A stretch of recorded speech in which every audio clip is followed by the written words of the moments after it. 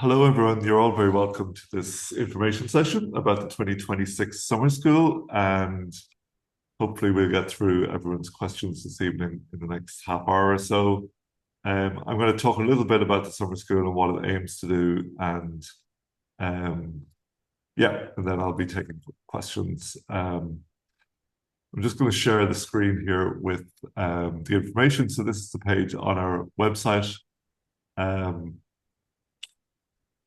with all of the information about the summer school. And so we have 2 weeks of the summer school. So the first week is in-person workshops, fiction only, at the Irish Writers Centre from Monday 29th of June to Friday 3rd of July. And that's 4 individual workshop groups will be there in the Irish Writers Centre. So 40 places available for fiction writers for that first week of in-person workshops. And then the second week is we have I think it's 8 different workshops. So we have 2 poetry, 2 creative nonfiction, and 4 fiction workshops available. And the workshops on the second week, the first week of in-person workshops run from 10:30 a.m. to 4:30 p.m. each day. So they're full day kind of workshops and sessions for you. And then in the second week of online workshops, it's you choose between doing, and it depends on obviously when you're available or which time suits you. But there's morning workshops or late afternoon stroke early evening workshops. So they run from 10 a.m. to 1 p.m. each day. So these are all Irish times, obviously, because we're based here in Dublin. And 4 p.m. to 7 p.m. then Irish time for the afternoon workshops. Yeah, and there's two sets of 4 workshops, 2 fiction and 1 creative nonfiction and 1 poetry running in the morning, and the same in the afternoon stroke evening. And then you have our different workshop leaders and so on. There, I'm just going to run you through quickly the application form, which is through Submittable. So the links to the Submittable form are on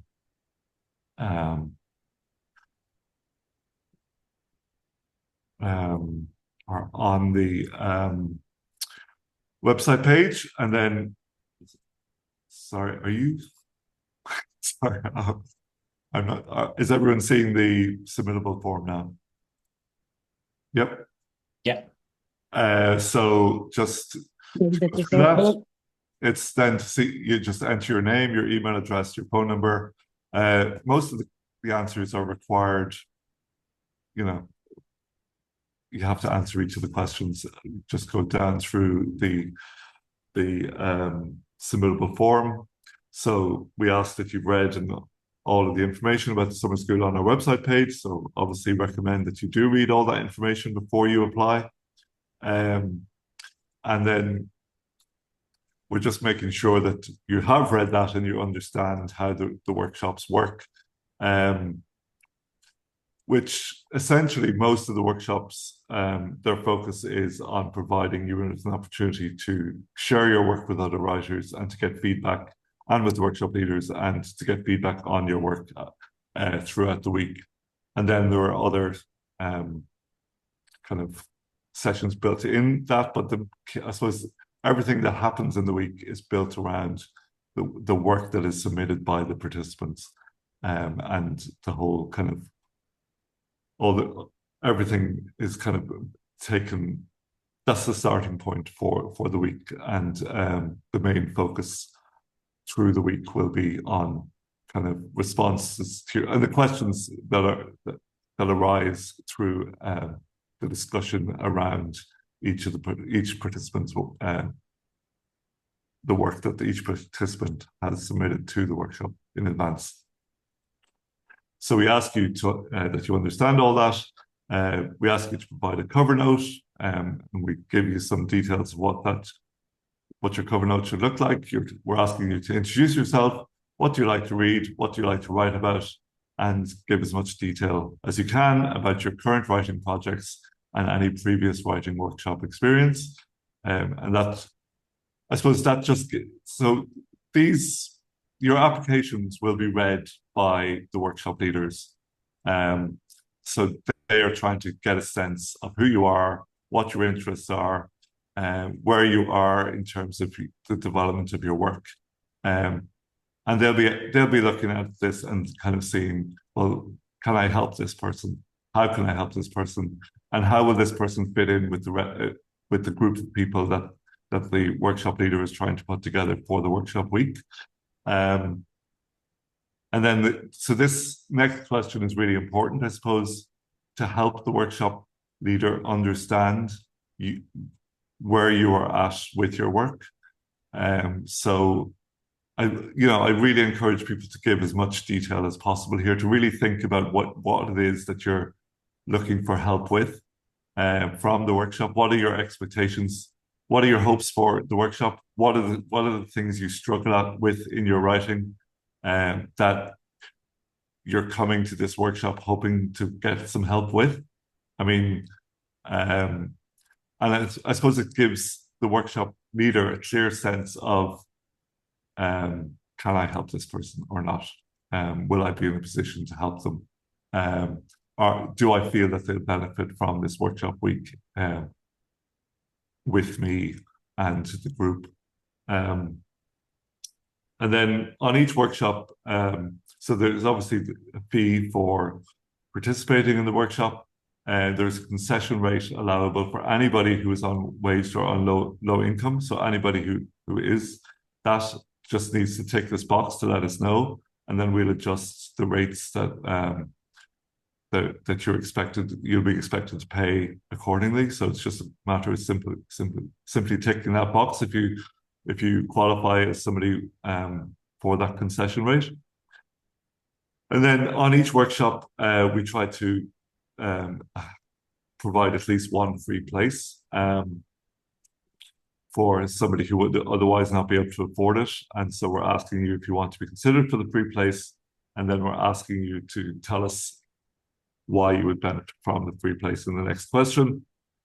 And this year, and hopefully for the next few years, we've received some additional funding from a donor who wants to help people from Amina Swana heritage who are from a socio-economically disadvantaged background. And again, it's a case of taking that box so we can know whether you'd qualify for that bursary or not. And then this is the creative nonfiction form. The form is very similar for the poetry and again for the fiction workshops. All of the fiction workshops, well, be they online or in person, are included on the one fiction form. But again, it'll just be a case of ticking which of the fiction workshops you want to, telling us which ones you want to apply for. So it may be that, you are a fan of Arnold Thomas Fanning or Roisin Kybert, and it's their workshop that you want to attend. You admire their writing. It may be that you don't know who they are, but the 10 a.m. to 1 p.m. slot suits you best. You can't do the 4 p.m. to 7 p.m. slot. So, I mean, that's a choice up to you. And it's really of no consequence to us, but, so it's just giving us a clear sense of which of the workshops you want to be considered for. And then if you don't have a preference, if you can do either one, you just tick the no preference box. And then we ask you, how did you hear about the workshops? And then we're asking you to submit some work. So that's kind of another key part of the application process is we ask everybody to submit some work, and that helps the workshop leaders to decide, again, is this person ready for a workshop? Is this work going to fit in with the other people I've chosen for this workshop? Do I think do I think I can help this person based on this sample of work that they've submitted? And we suggest, now here it's for creative nonfiction. So for creative nonfiction and for fiction this year, we are asking people that they would send up to 1,500 words, which is about 3 to 4 pages. Don't worry too much about, we'd suggest you send us the opening of something. So whether that's the opening of a novel, the opening of a short story, the opening of an essay, the opening of a memoir, whatever it is that ideally, I'd suggest again that you would, you can think ahead and think this is the piece that I want to workshop eventually if I get onto the place. But you're choosing a piece of writing that you feel best represents your work and where you're at with your work at the current time. And I suppose I'd suggest whatever your current writing project is, that's what you submit. And then it's just a case of filling out all of this and pressing submit, and then we'd have your application. And after the deadline, then on the 8th of April, we distribute all of the applications to the workshop leaders, and they read them. We ask them to read the work, as quickly as they possibly can, so that we can start getting offers of places out to people as quickly as possible. But what we're trying to do then would be I think it's by the end of April that we would have all responses out then to people. We will be contacting people with offers of places as soon as the workshop leaders get back to us, basically with their. What tends to happen is the workshop leaders will send us a list of whatever number of participants for the workshop, and a couple of backup people as well that we can contact in case people, we will be writing to you, hopefully offering you a place and giving you a few days to decide whether you can take the place or not, and letting us know. And if it's a thing that you're unable to take a place for whatever reason at that stage, we'd be offering it to somebody else. But that's I realized I was racing along there, going for a world record of something or other. But yeah, do people have questions at this point? I don't know whether, do we want to continue recording or will we